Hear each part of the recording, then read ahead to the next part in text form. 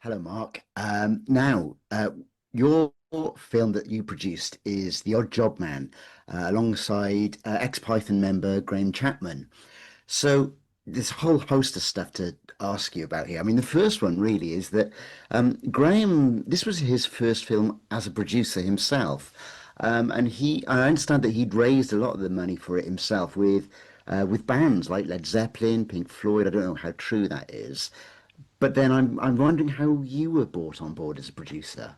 Okay, well, I produced Monty Python and the Holy Grail. And on the Holy Grail, we had Pink Floyd, Led Zeppelin, Charisma Records. We had a lot of music people funding that film. And obviously, it was an enormous success. So when Graham asked me to come on and produce The Odd Job for him, it was obvious that we should go back to the same people. So the two exec producers who I was closest with was Steve O'Rourke from the Pink Floyd and Tony Stratton Smith from Charisma Records. Unfortunately, both of them are now deceased. But they had interest in getting involved in movies. They had done well on the Holy Grail. So they were interested in coming on and helping Graham. And Graham and I were going to co-produce the film together. So Graham, as well as being a producer, he one of the other things he did was co-write with I think it was Bernard McKenna. Now he had been John Cleese's writer on Python, and John Cleese has been quite vocal about kind of how difficult it was writing with him for a number of reasons. I gather Bernard McKenna had the same issues. Can you elaborate on those at all? Well, I never got into writing sessions with Graham and Bernard or Graham and John. They did those all separately. But the problem is that Graham was a bit unpredictable. He also, as it turned out, had a very bad drink problem, which Yeah. he kept from people. I mean, we knew he loved to be at the pub and but really he had a pretty serious drinking problem, which he managed to hide very well. But I think that's part of the reason why he became an unpredictable partner for Cleese and probably for Bernard.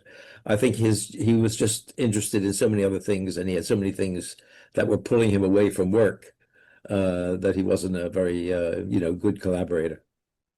So from a directing point of view, my understanding is that Cliff Owen, who had a good track record in comedy films and TV series adaptations for the big screen, but I understand that he had some sort of accident which put him out of action, and Peter Medak, I think I've pronounced that right, took the reins. Now he had a great pedigree and still has a great pedigree in horror and supernatural films. I think he'd done The Rocking Horse Winner prior to this, but he seemed an unusual choice for a comedy film. How did that come about? Okay, what happened was that when we were developing The Odd Job, I approached Cliff Owen to see if he wanted to direct, and he said he would like to. He did as you said, a lot of British comedy films, Morecambe and Wise. He made some very successful films with them, and I thought, well, this is a British comedy film, maybe he would be good, and he was very, very good. He wanted to do it, but he had a skiing accident and broke his leg. Um, just before we were about to get going. And Steve O'Rourke from the Pink Floyd said, look, we've been working with Peter Medak on some footage for our next concerts, and we really like him. We think he's a really talented guy. How about if we ask him to read the script and see if he's interested? And I thought, well, Medak did have a good reputation at that time. He'd done a couple of Joe Orton um, Yes, plays a into day film, in the and life of Joe Egg, wasn't it? yeah, and he had a good reputation, but not necessarily as a comedy director. But we were short a director who and we needed one. So and Steve was very keen on Peter. So I said, okay, let's go. And so I met Peter, and we agreed he would have a go at it. Did Uh, did he have did he have much of a job to persuade him to do a comedy? Because he hadn't really done anything like that prior to this. I think Peter, as far as I know, was available, and therefore wanted to do it because it was a movie. It had some very good actors. He loves actors, Peter. He is very good with actors, Yeah. and so this was really good for him. He could, unfortunately, I'd already cast the female lead, and Peter said, "I don't like, I don't like her. I want to get Diana Quick." I said, "Okay, well, we'll have to pay her off, unfortunately." So the budget had to pay off an actress. But then Peter then got all the rest of the cast in place, and he did very well. I mean, when you look at the film, all the little parts like Joe Melia, and Michael Elphick, Richard O'Brien. I mean, there's some real gems of British acting in the movie, and that's all down to Peter. He deserves a lot of credit for how he did that and put that together. Now you say about the lead actress had been, replaced with who we have now, but I don't think she was the only one because my understanding is that Keith Moon had been lined up for the lead role, the Odd Job Well, Man. Graham and Keith Moon were drinking buddies, so he wanted Keith Moon to do it. I had my reservations about Keith Moon because he was a very unpredictable guy, as you can imagine. Yeah. And I wasn't sure he would be able to turn up every day on time, and so and I think other people had the same feeling. So I think we decided that unless we'd signed something with Keith Moon, which we hadn't, why don't we see if we can get an actor to do the part rather than a drummer? And so obviously we got an amazing actor to play the Odd Job Man. Now you've said, obviously Keith Moon had quite a reputation by 78 when you were making this, but what with Graham's alcoholism, Keith Moon's obviously alcoholism, you also had Michael Elphick as well, who had his own issues, which obviously got steadily worse. That seems quite a almost fatal combo to have had on the Well, I cast. think I think they might have spent more time in the pub than on the set if it was all three of them together. But Graham, because he was producing the film, he was acting in it. He was always on time, on play. He was there. He was dedicated to this film. So really, it was a pleasure working with Graham. I had a very good time working with him. And of all the Pythons, in the end, I was closest to Graham than to any of the others, even though I'd known Terry Gilliam since 1963 when we went to film school together, Wow. and we shared an apartment in New York.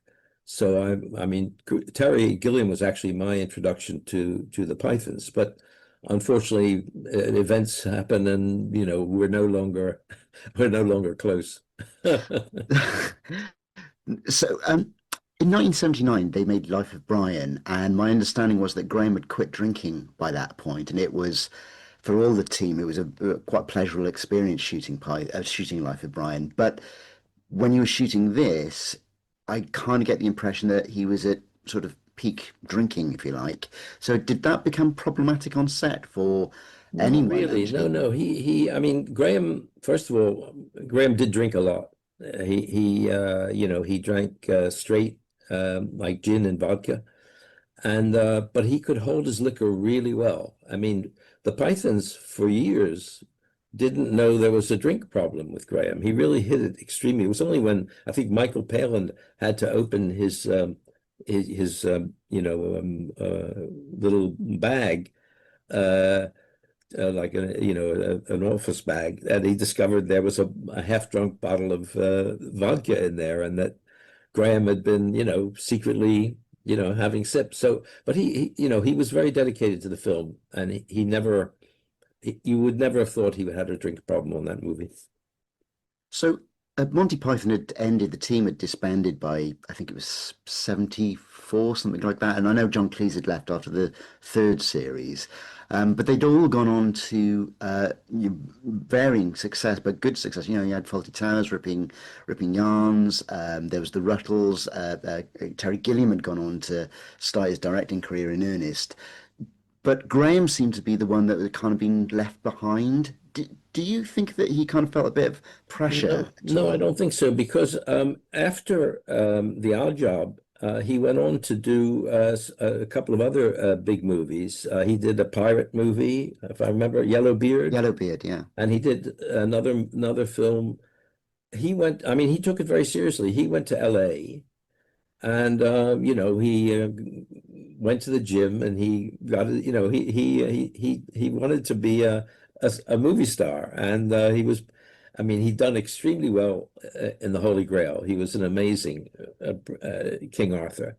And for certain roles, he could do it. I'm not sure in The Odd Job he was the right leading man because obviously Graham was gay, and I wasn't sure that he would be convincing enough, in the role of the man, the husband in the film.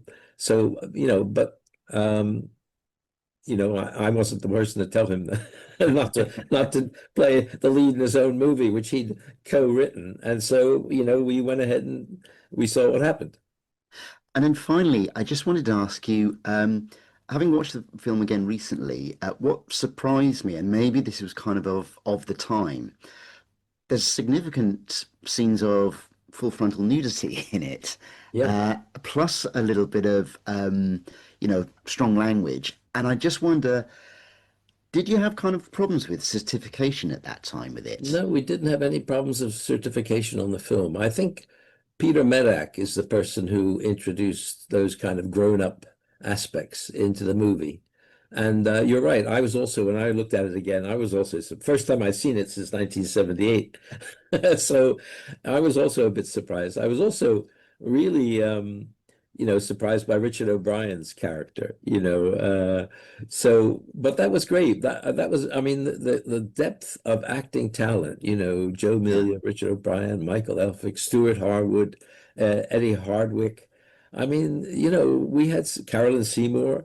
yeah. These are all really good people, and they wanted to work with Peter. And Peter was very good at directing actors. He loved actors. So there are some amazing performances in the film. It does stand out in that way.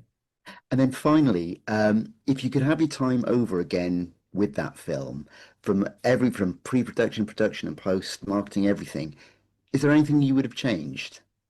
Well, yeah, when I started, that was only my second feature film. So I didn't see myself as a producer who would get involved deeply into the script or, I mean, there were writers, there were directors. I left the artistic side to other people. But as I learned, making more films, that the producer has to be involved in that aspect. And so I got more confidence in my judgments. So I would have, if I was doing that again, I would have said to Bernard and Graham, you have to keep working on the script because turning a 30-minute film into a 90-minute film is a very difficult thing to do. And you Yeah. have to get the structure right. There are lots of things you have to do to make it work. And I think if they'd spent another, I don't know, 6 months on the script, if it was me now, I would have had them work another 6 months, do another draft or two or three. And then when we finally had something that we knew worked on paper, we could say, okay, now we can go. It'll happen. So that's the difference for me.